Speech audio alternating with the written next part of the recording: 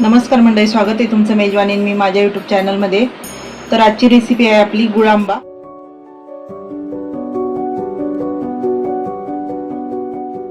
त्यासाठी इथे मी अर्धा किलो तोतापुरी कैरी घेतली आहे। तोतापुरी कैरी ही आपण आता छान स्वच्छ धुवून घेणार आहोत। इथे घेतली मी कैरी छान अशी धुवून घेणार आहोत, कारण याला चीक वगैरे असतो, पावडर देखील असते, त्यामुळे ही छान अशी धुवून घ्यायची आहे आपल्याला।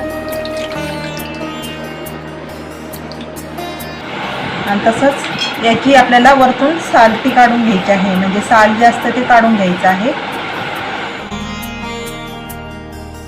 याचं साल काढून घ्यायचं आहे आपल्याला।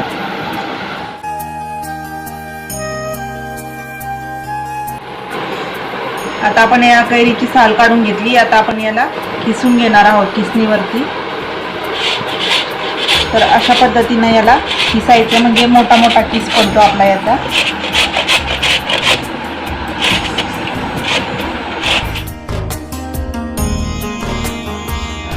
अशा पद्धतीचा।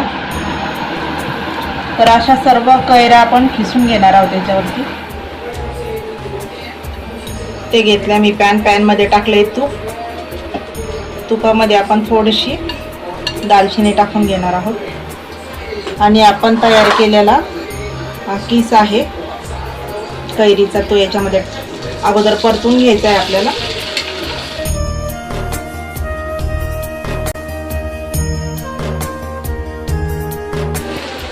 केस छान असा परतून झाला। याच्यावरती आपण आता गूळ टाकून घेणार आहोत।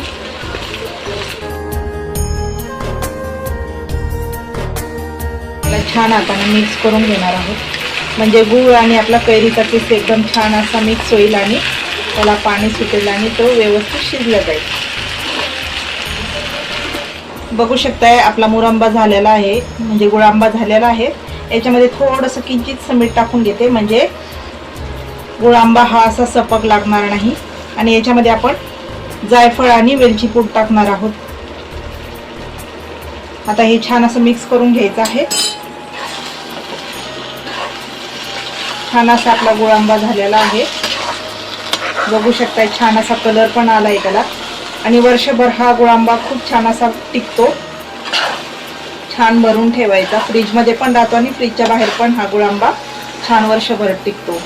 याच्यामध्ये मी थोडेसे कैरीचे काप देखील टाकलेले आहेत, त्यामुळे हे असं दिसत आहे। छोटे छोटे पीसेस टाकले होते मी, बघू शकताय। अशा पद्धतीने आपला गुळ आंबा तयार झाला आहे। व्हिडिओ आवडला असेल तर लाईक करा, शेअर करा, कमेंट करा। गुळ आंबा कसा झालाय तर नक्कीच कमेंटमध्ये सांगा।